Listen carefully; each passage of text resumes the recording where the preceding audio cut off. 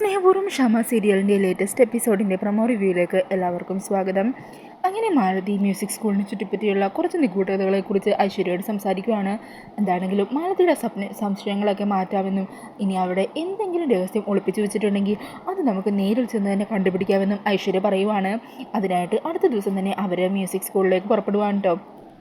അങ്ങനെ ഐശ്വര്യ മാലതിയും കൂടി മ്യൂസിക് സ്കൂളിലെത്തുവാണ്. അവർ അവിടെയെല്ലാം ചുറ്റി നടന്ന് പരിശോധിക്കുവാണ്. ഈ സമയം രാധിക കുട്ടികളെ മ്യൂസിക് പഠിപ്പിച്ചുകൊണ്ടിരിക്കുമായിരിക്കും. തൊട്ടരികിൽ തന്നെ ഫിദയുടെ വേഷത്തിൽ ശ്യാമയും ഇരിക്കുന്നുണ്ടാവും. രാധികയുടെ പാട്ടൊക്കെ ആസ്വദിച്ചിരിക്കുവാണ്ടോ ശ്യാമ. ഈ സമയത്തായിരിക്കും അവിടെ വന്ന ഐശ്വര്യനെയും മാലതിനെയും അമൃത ശ്രദ്ധിക്കുന്നത്. അങ്ങനെ അമൃത ഈ വിവരം ഉടനെ തന്നെ ശ്യാമയെ വിളിച്ചറിയിക്കുവാണ്ടോ. അങ്ങനെ ഐശ്വര്യയുടെ കണ്ണിൽ നിന്നും എങ്ങനെയെങ്കിലും തൻ്റെ മകളെ രക്ഷിക്കണമെന്ന് ശ്യാമ തീരുമാനിക്കുവാണ്. അതിനായിട്ട് രാധികയെ അവിടെ നിന്നും കൂട്ടിക്കൊണ്ടു പോകുവാണ് കേട്ടോ ശ്യാമ അങ്ങനെ രാധികയെ വലിച്ചുകൊണ്ട് അവിടെ നിന്നും വേഗം ഓടി പോകുവാണ്. ഐശ്വര്യ മാലതിയൊക്കെ അവിടെയെല്ലാം ഓടി നടന്ന് എല്ലാ കാര്യങ്ങളും നിരീക്ഷിച്ചുകൊണ്ടിരിക്കുകയാണ്. പെട്ടെന്നായിരിക്കും ഒരു പർദ്ദയിട്ട സ്ത്രീ ഒരു പെൺകുട്ടീനെ കയ്യിൽ വലിച്ചുകൊണ്ട് പോകുന്നത് ഐശ്വര്യ കാണുന്നുണ്ട്. അപ്പോഴേക്കും ശ്യാമ രാധിക അങ്ങോട്ട് അവിടെ നിന്ന് പോയിട്ടുണ്ടാകും കേട്ടോ. അങ്ങനെ അവിടെ മുഴുവൻ അന്വേഷിച്ചിട്ടും പ്രത്യേകിച്ച് സംശയിക്കത്തക്ക രീതിയിലുള്ള ഒന്നും ഐശ്വര്യക്കൊന്നും കിട്ടുന്നില്ല.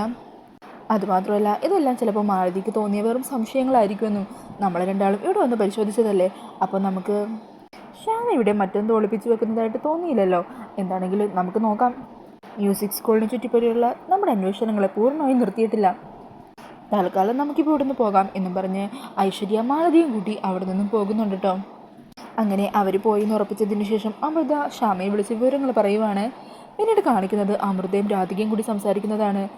അങ്ങനെ അമൃത ഫിദയ്ക്കയുടെ ശത്രുക്കളുണ്ടെന്നുള്ള രീതിയിലൊക്കെ രാധികയോട് സംസാരിക്കുന്നുണ്ട്. അത് കേട്ടിട്ട് രാധിക വിശ്വസിക്കാനാവത് ചോദിക്കണേ, ഫിദ മാഡത്തിന് ശത്രുക്കളോ? എനിക്കിത് വിശ്വസിക്കാൻ പറ്റുന്നില്ല. നല്ലവർക്ക് ശത്രുക്കളുണ്ടാകും, അതുകൊണ്ടാണ് ഫിദ മാഡത്തിന് ശത്രുക്കളുള്ളത്. പിന്നീട് കാണിക്കുന്നത് ശ്യാമ ടെൻഷനോട് കൂടി അമൃതയോട് സംസാരിക്കുന്നതാണ്. അന്നേരം ശ്യാമ പറയുക, ഐശ്വര്യടുത്തേക്ക് എന്തോ ചില സംശയങ്ങളൊക്കെ തോന്നിയിട്ടുണ്ട്, അതുകൊണ്ടാണ് മാലതിയും കൂട്ടി ഇവിടെ വന്നതും ഇവിടെ ആകെ പരിശോധിച്ചതും. എൻ്റെ മോളിവിടെ ഉണ്ടെന്ന് അവർക്ക് എന്തെങ്കിലും സൂചന കിട്ടിക്കാണോ? അങ്ങനെ എങ്ങാനും സംഭവിച്ചാൽ അവളുടെ ജീവൻ അപകടത്തിലാകും. അന്നേരം അമൃത ശ്യാമയെ ആശ്വസിപ്പിക്കുകയാണ്. നീ പേടിക്കാതിരിക്കും ശ്യാമേ, അങ്ങനെ നമ്മൾ സംശയിക്കുന്നത് പോലെയൊന്നും ഐശ്വര്യ കാര്യങ്ങൾ മനസ്സിലാക്കിയിട്ടുണ്ടെന്ന് എനിക്ക് തോന്നുന്നില്ല. പക്ഷേ എന്തോ ചില സംശയങ്ങൾ ഐശ്വര്യയുടെ മനസ്സിൽ കടന്നുകൂടിയിട്ടുണ്ട്. അതെന്താണെന്ന് അറിയാനും ആ സംശയങ്ങളിലെ കഴമ്പുണ്ടാകുന്ന പരിശോധിക്കാനും അവൾ ഇന്നിവിടെ വന്നത്. നമ്മൾ കൂടുതൽ സൂക്ഷിക്കണം. നമ്മൾ രാധിക മോളെ ഐശ്വര്യയുടെ കെണിയിൽ നിന്നും രക്ഷിക്കും. രാധികയെ സുരക്ഷിതയാക്കുന്നതുവരെ ഐശ്വര്യ ഒരിക്കലും ഈ വിവരം അറിയാൻ പാടില്ല. നീ വിഷമിക്കാതിരിക്കുക, രാധിക മോൾക്ക് ഒന്നും സംഭവിക്കില്ല. അവളെ സംരക്ഷിക്കാൻ അവളുടെ അമ്മയായ നീ കൂടെ തന്നെ ഇല്ലേ, പിന്നെ അവളെ എങ്ങനെ ഉപദ്രവിക്കാനാ? ധൈര്യമായിട്ടിരിക്കും ശ്യാമേ എന്ന് പറഞ്ഞ് ശ്യാമക്ക് ധൈര്യം കൊടുക്കുവാണ്ടോ അമൃത. കണിമംഗലം പരമേശ്വരൻ അടുത്ത യോദ്ധാവായിട്ട് മകനെ ഇറക്കുമ്പോൾ പകരം അതിനും ശക്തനായ യോദ്ധാവിനെ ഇറക്കാനായിട്ട് ഈ കണിമംഗലം ചന്ദ്രശേഖരനും അറിയാം.